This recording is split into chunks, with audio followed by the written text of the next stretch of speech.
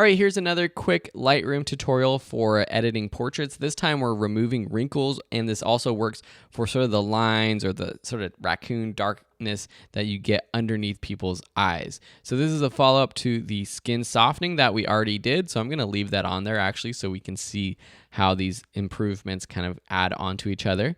So the first thing we wanna do is actually use the healing brush. So that's this spot removal brush with the heal option.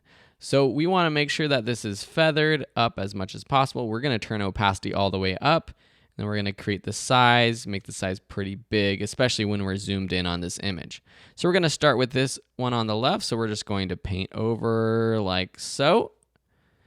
Now it selects this part of her chin down here. We might want to move this selection up to her cheek, or maybe her cheek over here. Somewhere that has a big soft spot, maybe even her forehead. Trying to find somewhere that's not completely a different exposure or texture. All right, so that looks pretty good. We can make these a little bit better in just a minute, but let's just start with this eye over here. And again, we're just gonna move this up to the forehead so we have sort of a similar sort of style. Now let's go ahead and move on to these sort of widow's peaks on the side.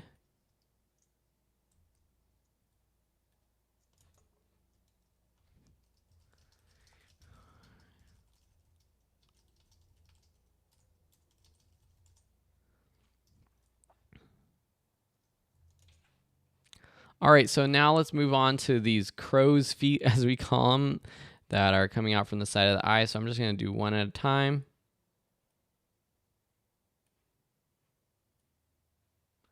Finding somewhere that looks a little bit more natural. That looks pretty good.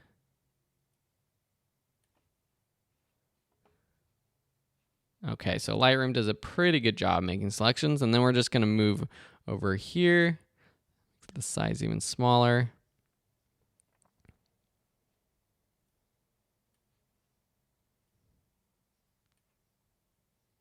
Okay, so that's pretty good.